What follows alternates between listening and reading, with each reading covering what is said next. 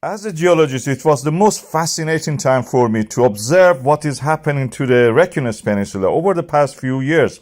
We had first the Fagradalsfjall in 2021, and this was something like this, erupting at the same time forming a huge crater. Then second came the Meteorological volcano, again gone mad, this one, smaller but active, and it spread a lot of lava. Then came the Little. The earth is split like a zipper from the south to the north, and this one was very active, although smaller than the Fagradalsfjall, but bigger than Meteorological. Then we had the Sundunka in the Svartsengi area.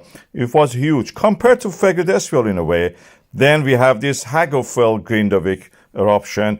It cut through the wall that we built to protect the town from the lava.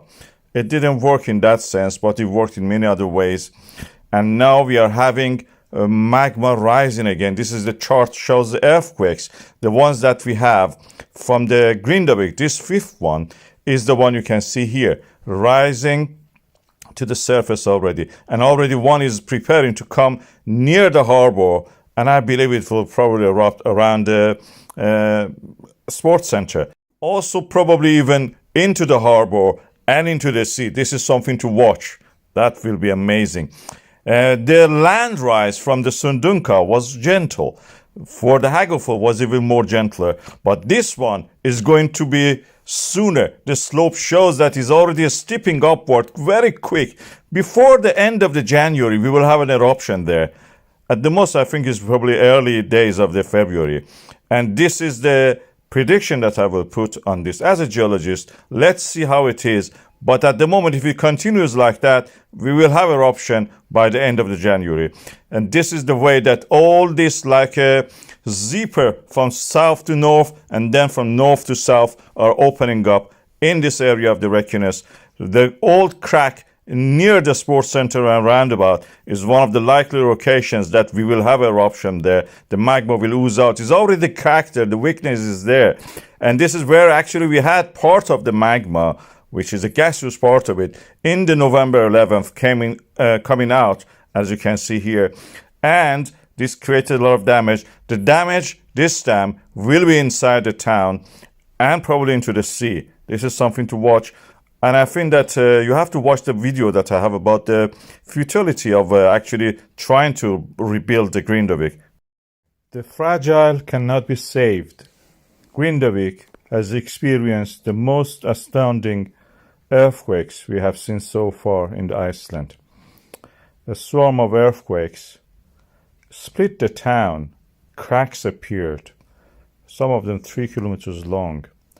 We are not trying to fill them up, but it's futile, I believe, because these cracks are not the cracks just created by the landslides, subsidence, things like that. This is land rising, falling down, and then rising back. This is tectonism. Mid-Atlantic ridge here is opening up.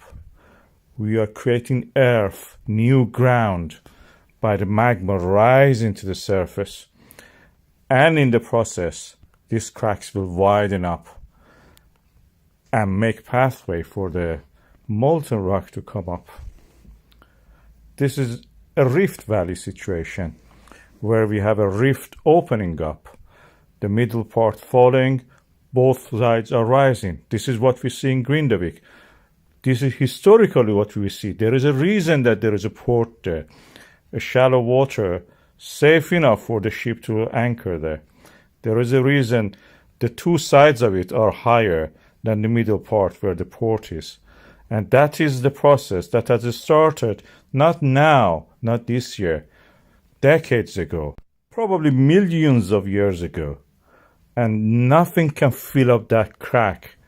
Otherwise, Grindavik will not exist. That port is there because this crack was created. And it is not going to be stopped. Nothing can fill it. It's futile saving Grindavik.